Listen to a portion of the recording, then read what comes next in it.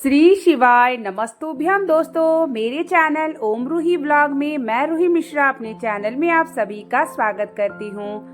आज मैं आप सभी को वीडियो में जानकारी शेयर करने वाली हूँ कि हम सभी अपने घर में पूजा घर रखते हैं तो हमें कैसे रखना चाहिए। अगर हम भगवान की पूजा करते हैं, आस्था रखते हैं, तो हमें भगवान की मंदिर में क्या क्या रखना चाहिए, यही जानकारी हम आपको शेयर करेंगे। और साथ ही अपना ब्लॉग भी शेयर कर रहे हैं कि मैं किस प्रकार से अपने घर के मंदिर को रखती हूँ। देखिए, हमारे घर में हर एक स्थान महत्वपूर्ण होता है, वैसे हमारा पूजा घर सबसे महत्वपूर्ण होता है। और हमारा जो पूजा घर है वह ईशान कोण के स्थान पर होना चाहिए। यानी जो ईशान कोण होता है ना हमारे घर का, उसी स्थान पर हमारे घर का मंदिर, हमारा पूजा घर होना चाहिए। पूजा घर हम सभी को बीच बीच में सफाई करते रहना चाहिए। जैसे कि आपने जो फोटो रखी है, तस्वीर रखी है, या जो भी चीज़ें आप कपड़े वगैरह बिछाते हैं, या सब कुछ जो भी चीज़ें हैं, हमें बीच बीच में साफ सुथरा करते रहना चाहिए, जिससे हमारी जो मूर्ति है, तस्वीर है, वह चमकती रहे। और जितना ही हमारी साफ सफाई मंदिर में रहती है, अच्छे से रखते हैं, उतना ही तेजपन यानी आपको बड़ा ही पॉजिटिव नज़र आता है। मुझे तो बहुत ही आता है। जब भी हम पूजा घर को रखते हैं तो हमें सफाई के साथ साथ मूर्तियों को भी ध्यान देते रहना चाहिए कि अगर आप उनको टीका लगाते हैं या जो भी चीज़ें करते हैं तो बीच बीच में सफाई ज़रूर रखा करिए। साथ ही पूजा घर हमारा जो होता है वह ध्यान का केंद्रित होता है और हम भगवान से जुड़ते हैं, आस्था का केंद्र होता है। तो इसीलिए हमें पूजा घर का विशेष ध्यान रखना चाहिए। पूजा घर में हमें क्या क्या रखना चाहिए। जब हम पूजा घर रखते हैं तो हमें ये भी जानना ज़रूरी होता है कि हमारे पूजा घर में क्या क्या होना ज़रूरी होता है, जिससे भगवान का निवास हो और पॉजिटिव एनर्जी हो। जब भी हम पूजा घर रखते हैं ना, तो हमारे पूजा घर में शंख ज़रूर होना चाहिए। और जब हम शंख को रखते हैं तो शंख में जल या चावल ज़रूर रखें। शंख को जब हम खाली रखते हैं तो शंख जब भी अगर आपके घर में खाली होता है ना, तो लक्ष्मी जी आती हैं, टिकती नहीं है, वो चंचल होती हैं, चली जाती हैं। मतलब आपके यहाँ पैसा जो है टिकता नहीं है, वो खर्च बराबर बना रहता है। तो इसलिए शंख को रखने का भी एक नियम है, उसे खाली ना रखें। और साथ ही हमें पूजा घर के अंदर ना माचिस नहीं रखना चाहिए। माचिस को हमें कहीं बाहर किसी बॉक्स में बना करके रखना चाहिए। और पूजा घर को ऐसे रखें ना सुव्यवस्थित ढंग से कि जब आप पूजा करने बैठे तो सब कुछ आपको प्राप्त हो जाए। जैसे जो भी आप पीला चंदन, अक्षत, लाल रोली, मौली, इत्र जो भी यूज़ करते हैं। देखिए, ये है हमारे बालाजी महाराज। जो तिरुपति बालाजी में गई थी तो वहाँ से मैं तस्वीर लेके आई थी, आप लोग भी दर्शन कर लें। और ये मेरे सबसे छोटे हनुमान जी हैं, जो मैं आप लोगों को बताती हूँ कि ये चमत्कारी हनुमान जी हैं। और ये लड्डू गोपाल के नीचे मुझे प्राप्त हुए, तभी से हमारे घर में सुंदरकांड का पाठ शुरू हुआ।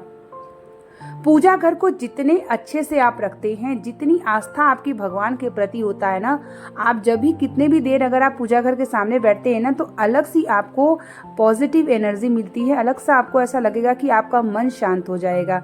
मेरे साथ कुछ ऐसा ही होता है। हमारा पूजा घर जो होता है, जब मैं बैठती हूँ जब एकदम भगवान के सामने, तो ऐसा लगता है कि मैं एकदम भगवान के आस्था या मेरी भगवान के ध्यान में मैं खो जाती हूँ।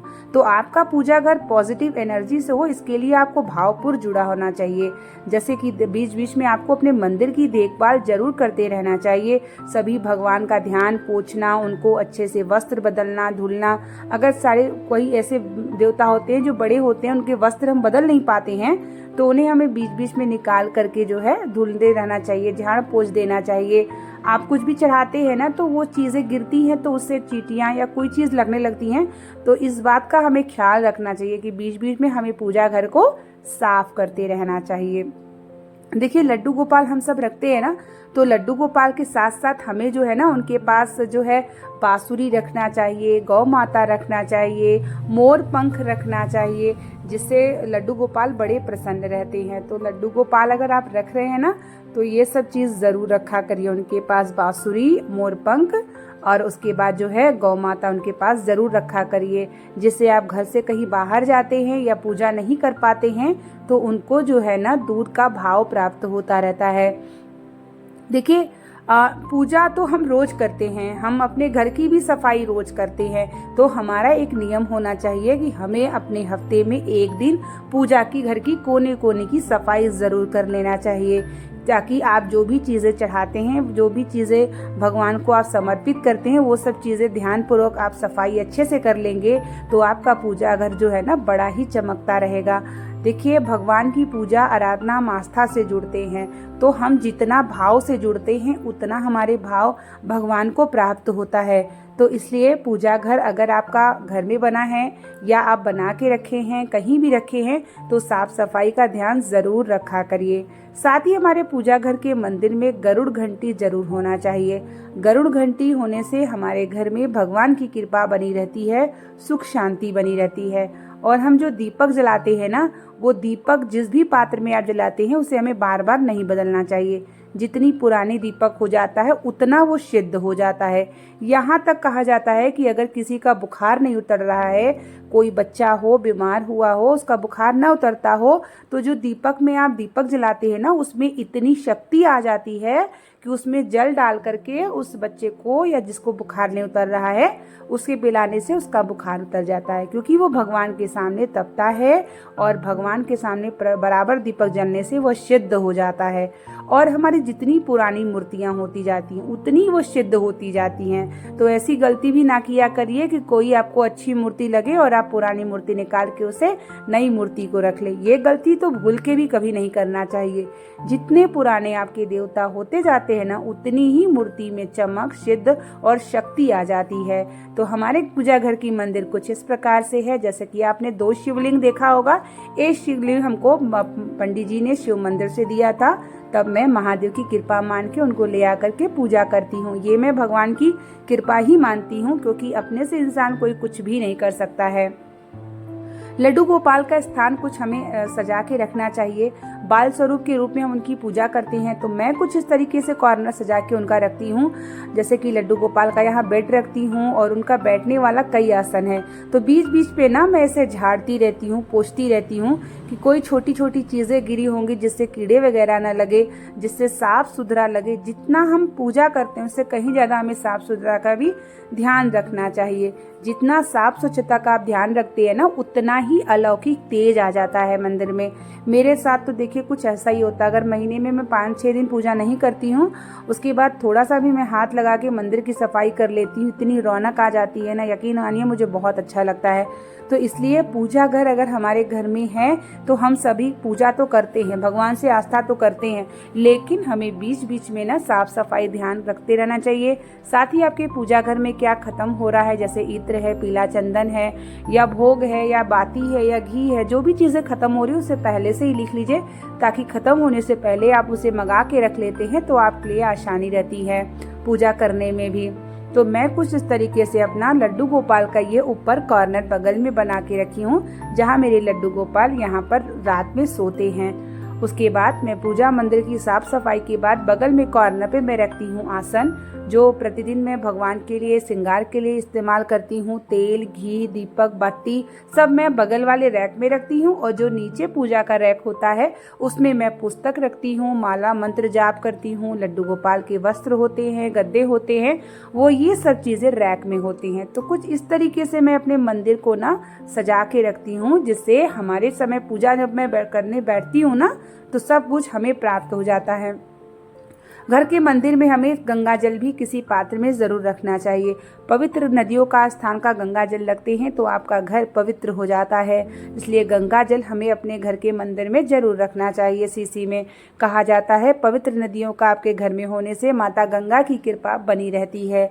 हमारे जो पूजा घर का जो मंदिर है, शंख होना चाहिए, बांसुरी, गरुड़ घंटी और लड्डू गोपाल के लिए गौ माता ज़रूर होना चाहिए। साथ ही ग्लास में, छोटा सा ग्लास या कटोरी में गंगा जल भी करके आपको रखना चाहिए मंदिर के अंदर, तो ज़्यादा अच्छा होता है। और माचिस ना हमें मंदिर के अंदर बिल्कुल भी नहीं रखना चाहिए।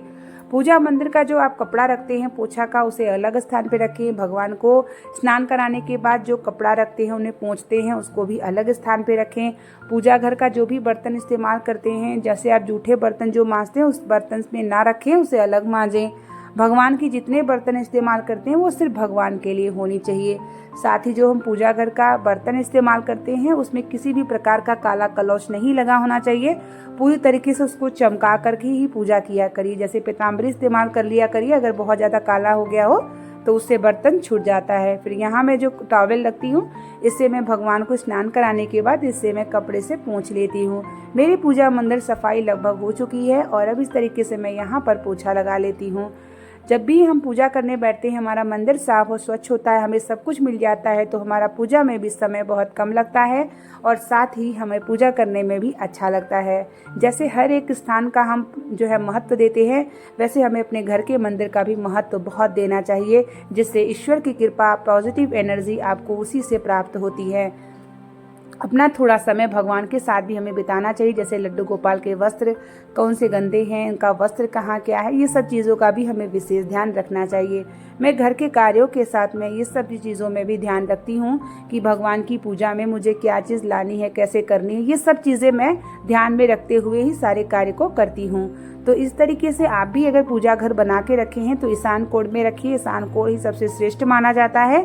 और साथ ही जब आप पूजा करते हैं तो पूजा करना ही जिम्मेदारी नहीं है, पूजा करने के साथ साथ आपको अपने घर के मंदिर की साफ सफाई का जरूर विशेष ध्यान रखना चाहिए। साथ ही आपके घर के मंदिर के अंदर क्या क्या होना चाहिए, वो सारी नियम को जान के हमें पूजा करना चाहिए। थोड़ा वक्त दें चाहे ज़्यादा वक्त दें, जितना भी देते हैं आप बस भाव से जुड़े रहे। भगवान भाव के भूखे होते हैं। आप क्या देते हैं क्या नहीं देते उनसे उनको कोई मतलब नहीं होता। तो जितना भी आप अपने मंदिर को साफ और स्वच्छ रखते हैं, अच्छे से रखते हैं, तो आपके मंदिर में भगवान ज़रूर विराजते हैं। तो मेरे देखिए पूजा घर का मंदिर कुछ इसी प्रकार से होता है और इस तरीके से मैं रैक और कॉर्नर पूरा सजा के रखती हूँ। अब ये सब जो फूल है उसे मैं बाहर फेंकूंगी, उसके बाद जो कपड़े हैं पोछे के मैं भी रखूंगी। तो उम्मीद करेंगे कि वीडियो आपके लिए हेल्पफुल रही होगी, जानकारी भरी रही होगी। तो बने रहिए मेरे चैनल पे, जो भी मैं शेयर करती हूँ आप तक प्राप्त हो और आप भी भगवान की भक्ति करके ना अपने जीवन को सार्थक करिए। मिलते हैं आप लोगों के लिए नेक्स्ट वीडियो और नेक्स्ट जानकारी को लेकर के। तब तक के लिए आप लोगों को श्री शिवाय नमस्तुभ्यम। हर हर